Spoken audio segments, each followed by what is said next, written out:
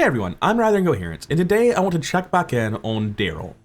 When Darrel first released, I thought he was one of the best investigators in the game.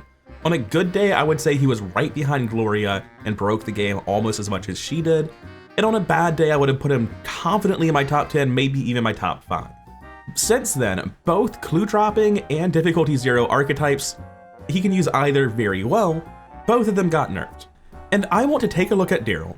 See, with the expansion of Hemlock Vale and these taboos, has he gotten meaningfully worse? Has he stayed about the same?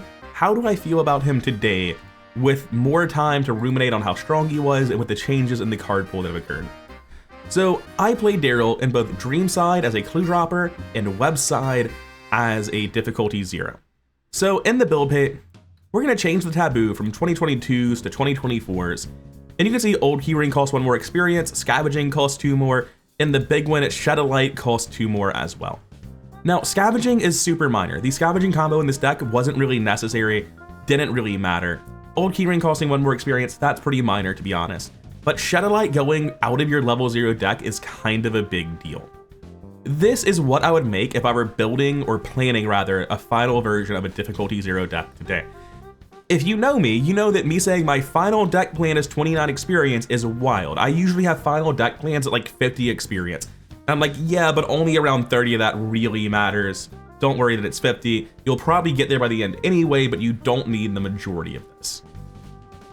Difficulty 0 is a very cheap deck type, even with the taboos. You can see that I dropped Scavenging because I really didn't think it was worth it even at 2 experience, and that I've gone out of my way to include a matchbox I didn't originally have.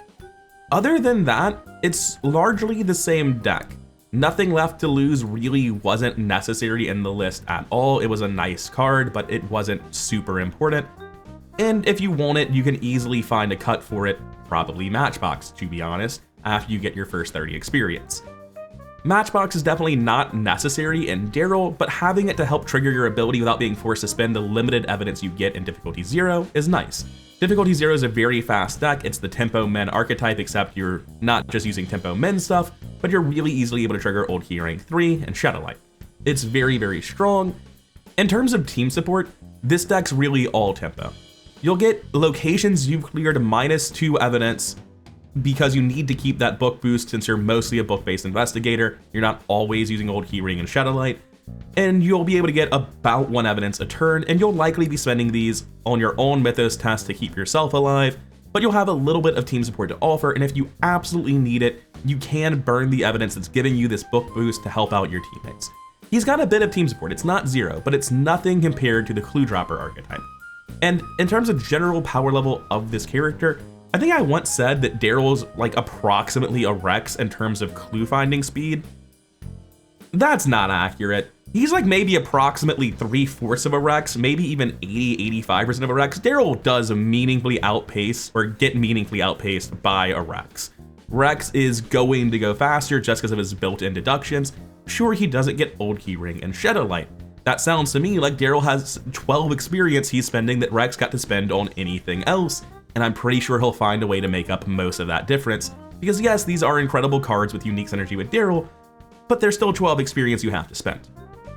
I think difficulty 0 Darrel is a top tier cluever. He should easily be able to outpace every scenario in the game. He's pretty safe because of his ability. He has enough evidence to make himself safe, even if he can't help his team that much. I think difficulty 0 Darrel, easily an S tier character, still top of the line, but he loses a lot of his scenario 1 power with the Shed a Light nerf. You probably always in the thick of it now, you take 2 Horror and you get 1 of your Shed a Lights. The other one can be a Gumption, an Unrelenting, and a Crawl, so it doesn't really matter. The big thing is when you get this Shed a Light, you're actually getting 3 because of Resourceful, and you absolutely should be saving Resourcefuls for Shed a Lights in that scenario 1. But it still hurts a lot to see Darrel lose that. That said, the Shed a Light nerf actually hurts difficulty 0 less, in my opinion, than Clue Dropper, which might seem weird. Because if you come over to my Clue Dropper build, I don't run Shed a Light. But if you come over to the level 0 build, I did. See, Darrel doesn't have room to run all the difficulty 0 stuff, Old Keyrings and Shed a Lights, Resourcefuls to get the matchboxes, spend your evidence lowering difficulties, and at the same time, run all the stuff that you need for Clue Dropper. You could fit that all in one deck, but what you'd be cutting is the economy to pay for it and the draw to find it. So it doesn't really fit. You have to pick one or the other. But at level 0, all the experience stuff in Clue Dropper is not in your deck yet. You can just run Shadowlight, or at least you used to be able to. Losing that really hurts the level 0 version of this deck a lot. Comparing the level 0s of the Clue Dropper and the Tempo difficulty 0 variant, Old Keyring is helping you trigger Shadowlight, and now it'll only be one Shadowlight and that will hurt, but you'll still have access to it. Whereas in this list, since it costs XP, you can't justify getting it. You just got a dead research notes, no Shadowlights. It's a notably worse deck in scenario 1 now, and I think that actually affects this archetype quite a lot. Now, coming over to this, there's only one taboo that's really going to hit when we update it. When you go to 2024, the taboo that changes is that research notes is no longer able to spend an unlimited amount of evidence on one test. Previously, you could be in a situation where both research notes had like 5+ evidence, and you would always be investigating for every clue on a location. You can no longer do that. Because this is max 3 as well and not limit 3, it means that you will never be generating clues the way that you used to.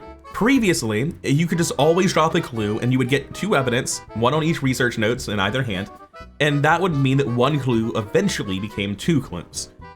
Because you can only spend 3 clues a turn, the moment you find yourself in a situation where you have like 3 and 4 clues on your research notes, you're not going to be able to keep maintaining that speed. You're going to spend 3 and the other 4 are stuck there.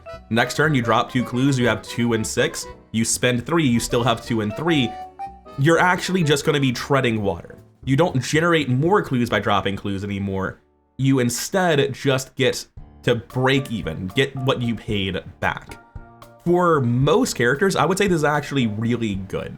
Not like it's a buff, it's obviously a massive nerf, but it puts Clue Dropper as an archetype into a position where if you have synergy with it, it's probably the best thing you can do. But if you don't have any inherent synergy with Clue Dropper, it's either just barely as good as what you were doing or worse for most characters. It's a healthy place for an archetype to live, unlike big money rogues, where it dominates the meta and you have to be really aggressively pushed towards like running no assets and Winifred, or towards running Foot Matters and Kaimani to stop looking at big money. I think this is a really healthy taboo for the game, even though it hurts the top power level a lot. That said, I typically found that I was ending scenarios with ungodly amounts of time left on the doom clock and way more evidence than I needed anyway.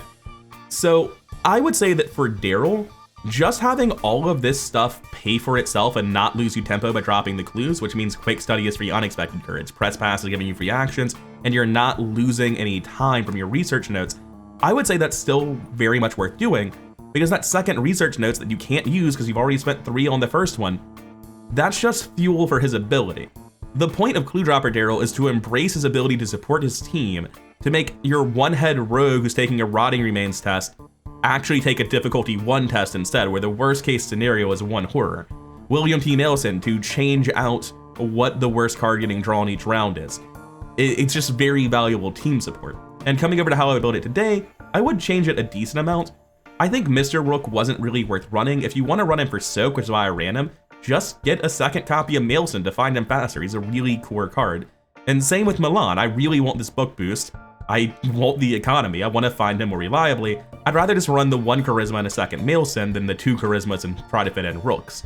Second Press Pass is something I originally thought wasn't really worth it. The economy wasn't quite there. But after playing the character, I think, especially if Milan were more reliable, you'd be able to play it pretty reliably, and it's worth putting in. And since that's more experience, how are we actually only coming up 1 more? Well, Nothing Left to Lose isn't really an important part of this deck. It was a neat card that's like pseudo-infinite because you can use it to get back resourcefuls in the other deck. And this deck, I was just upgrading Crack the Case because I had a ton of experience. One of the strengths of Darrel is that he doesn't really need a ton of experience. This is 36 experience. I've got upgraded Luckies. Like, once you're getting Lucky 3 for team support, that's almost a meme. This probably should be something else the more I think about it. But I really like having a character where Lucky 3 is in line with what I'm doing, and where I'm so strong that I don't feel like I'm trolling by putting it in my deck. I think Clue Dropper Darrel, while definitely being weaker, I don't think he's that much weaker because of the research notes taboo. I think he's hurt just as much by losing Shadowlight in his level 0 deck. In terms of where I rank him in a tier list, let's get up what the tier list is currently at, bearing in mind it's always changing, and if I'm not making a video on it currently, it tends to have a lot of speculative crazy changes. But coming over to my tier list currently, I've got Darrel as my 6th strongest character, and I don't consider him to be fundamentally broken. I think that the way that Darrel is mitigating the Mythos deck, it still has a setup time where you are not mitigating the Mythos deck immediately. I think that he is vulnerable to being told by the scenario that he has no clues. It doesn't happen often, but it does happen. I think his clue finding pace is very good, but it's not breaking the game. The characters I have in broken are Gloria, you understand that one. Mark Harrigan, I genuinely think that Flex Mark is a broken character, where Bestow Resolve Mark is doing basically the same thing that Darrel's Evidence is doing, but Mark is a much stronger tempo character that is providing actual healing, which means you can retroactively fix the thing that is killing you, as opposed to proactively trying to fix it, which is vulnerable to the autofail. Like, I think Flex Mark and Darrel Simmons are actually fairly similar in that regard, and I think Flex Mark being here is hype and not realistic, and eventually he'll end up down here.